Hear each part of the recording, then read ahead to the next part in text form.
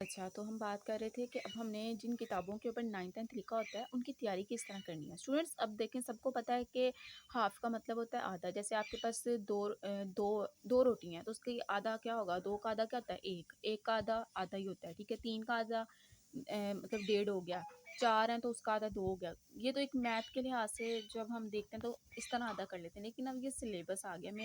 आज मैं आपको ये बताने लगी हूँ, एक छोटी-सी मैं आपको स्टोरी बता देती हूँ कि हुआ क्या था। मेरी एक स्टूडेंट है, उसने ये इस्लामिया की तैयारी रखी हुई थी। उसको यही पता है कि आधी 9th में पढ़नी है और आधी 10th में। तो उसने मुझे बोला कि टीचर मैंने ना इसके पहले 3 चैप्टर्स तैयार कर लिए हैं, क्योंकि मुझे यही पता है कि हाफ़ बुक करनी है, तो 5 चैप्टर्स हैं, तो मैंने 5 का हाफ़ 3 कर लिया है। मैंने उसको फिर कहा कि मैंने कहा कभी-कभार होता है कि जितना चैप्टर्स होते हैं ना, उसका हम फर्स्ट को उसका हाफ मान लेते हैं। यानी कि मिसाल अब जिस तरह आपने कहा कि 5 चैप्टर थे, मैं 3 करके आ गई हूँ, क्योंकि मुझे यही पता था कि 9th-10th में पढ़नी है, तो 2 चैप्टर छोड़ूँगी, पहले 3 मैं करती हूँ, तो वो 9th में। तो ये वो उससे एक गलती हो गई। अब मैंने उसको क्लियर किस तरह किया कि देखो आपकी इस्लामियत की जो बुक थी ना, उसको सिलेबस का भी नहीं पता था, और ये मोस्टली देखें इस तरह से स्टूडेंट से गलती हो जाती है। इसलिए मैं कहती हूँ कि अपने किसी टीचर से या स्कूल से या इंटरनेट वगैरह से सिलेबस जो है इसका प्रॉपर पता किया करें, जो भी आप किताब पढ़ रहे हैं। अब मैंने उसको गाइड किया था, ये देखें आपको नज़र आ रहा होगा, मैंने आगे 9th लिखा है। उस बेचारी ने ये 3 चैप्टर्स तैयार कर लिए थे और ये 2 उसने छोड़ दिए थे। ये तो अब वो ज़ाहिर है उसको नहीं पता था। आप इसको कह लें कि अनअवेयर थी वो कि किस तरह से मैंने सिलेबस जो है उसको डिवाइड करना है। फिर उसको मैंने बताया कि आपने कौन-कौन से चैप्टर्स तैयार किए हैं और कौन से नहीं। तो उसने मुझे कहा कि मैंने फर्स्ट 2 कर लिए थे और थर्ड स्टार्ट कर दिया था। तो फिर मैंने उसको कहा कि आपने थर्ड को स्किप कर देना है, सेकंड को भी स्किप कर देना है।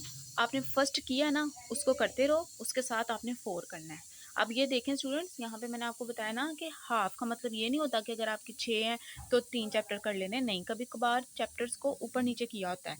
तो अब ये 5 चैप्टर्स थे, तो 9th क्लास आप सबको लिए भी ये इन्फॉर्मेशन है अब कि जिन बच्चों की इस्लामियत की तैयारी है, जिन बच्चों या बच्चियों की, वो समझ लें कि अगर इस किताब के 5 चैप्टर्स हैं ना, तो आपने सिर्फ 2 करने हैं, पहला और चौथा। ये जो 5वां चैप्टर है ये है ग्रामर। ग्रामर जो है 9th और 10th दोनों में आनी है।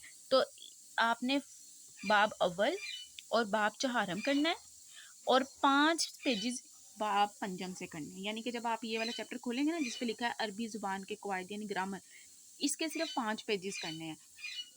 आपने 9th में पहला चैप्टर, चौथा चैप्टर तैयार करना है, और ये जो दूसरा और तीसरा ये आप 10th में पढ़ेंगे। मैंने आपको जैसे पिछली वीडियो में बताया इसके पार्ट 1 में कि कभी-कभार वो मुश्किल और आसान चैप्टर को मिला के हाफ करते हैं सिलेबस। आई होप कि आपको समझ आ गई होगी कि 9th के स्टूडेंट ने सिर्फ पार्ट जो 9th का सिलेबस है ना, उसमें पहला चैप्टर पढ़ना है अल कुरआन, बाब चहारम, सीरत तैयबा और बाब पंजम जो ग्रामर है। इसके सिर्फ 5 पेजेस करने हैं, वो मैं आपको बाद में दिखा दूँगी नेक्स्ट वीडियो में जब मैं इसकी सीरीज़ अपलोड करूँगी।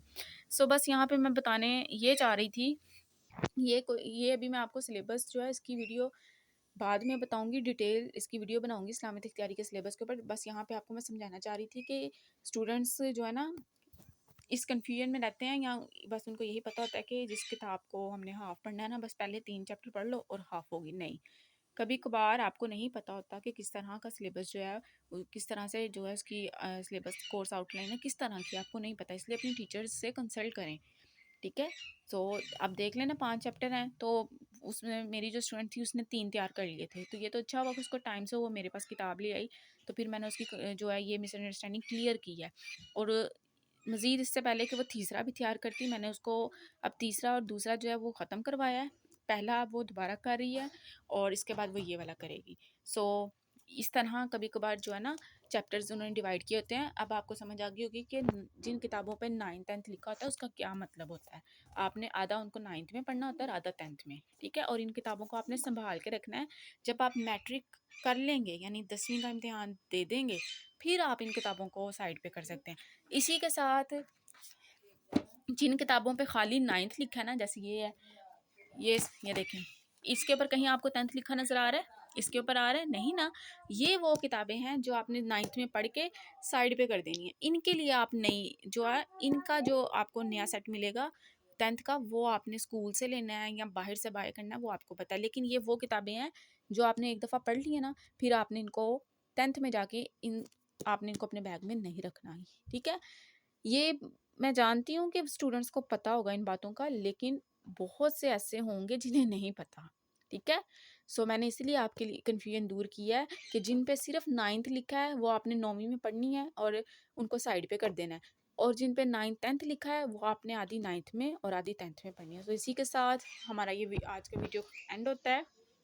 आई होप कि आपको ये वीडियो जो है आपके लिए काफ़ी हेल्पफुल साबित होगी, और ये आज की जो वीडियो थी मेरी, ये स्पेशल स्टूडेंट्स के लिए ही थी 9th 10th के। और बहुत से बच्चे, जिस तरह मैंने आपको बताया कि मेरी जो स्टूडेंट है उससे किस तरह मिस्टेक हो गई थी चैप्टर्स को पढ़ते वक्त, तो आई होप कि अब आपको जो है समझ आ गई होगी, ठीक है? सो इसी के साथ हमारी जो वीडियो आज की एंड होती है। So stay connected and stay blessed.